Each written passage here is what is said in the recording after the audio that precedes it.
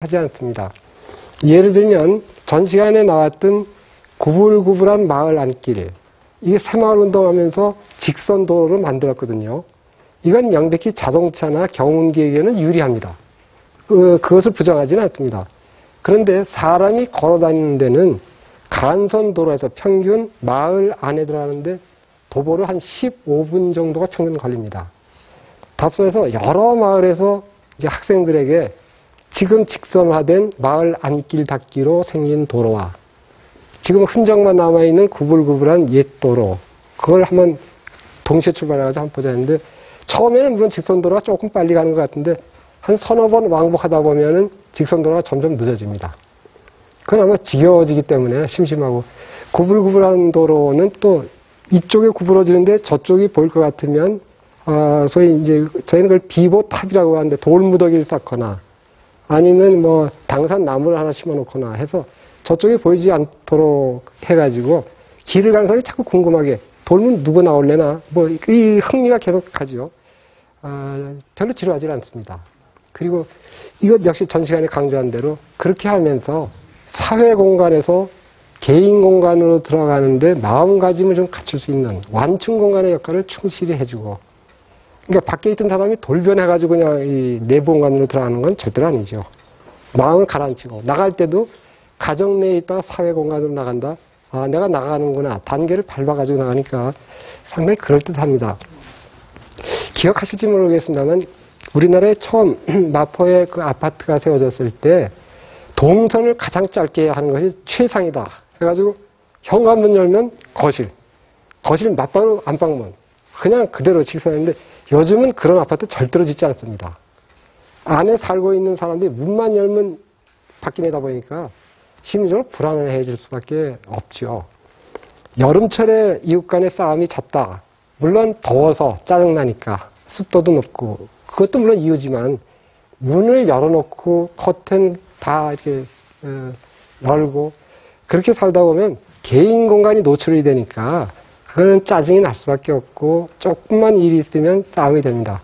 그런 경우에도 시각을 좀 교차시키는 방법을 약간의 조작만 하면 이 좋은 의미에 그렇다면 충분히 그런 것을 만회할 수 있으리라고 생각을 합니다. 그게 바로 이제 풍수적인 관점이죠. 그대로 진입하는 것이 아니라 완충 공간을 가지고 들어간다. 이제 그런 뜻으로 말씀드렸는데 이게 바로 소위 인간적인 측면이 너무 배제된 공간. 근데 이것도 너무 틀에 박히게 적용을 하니까 좀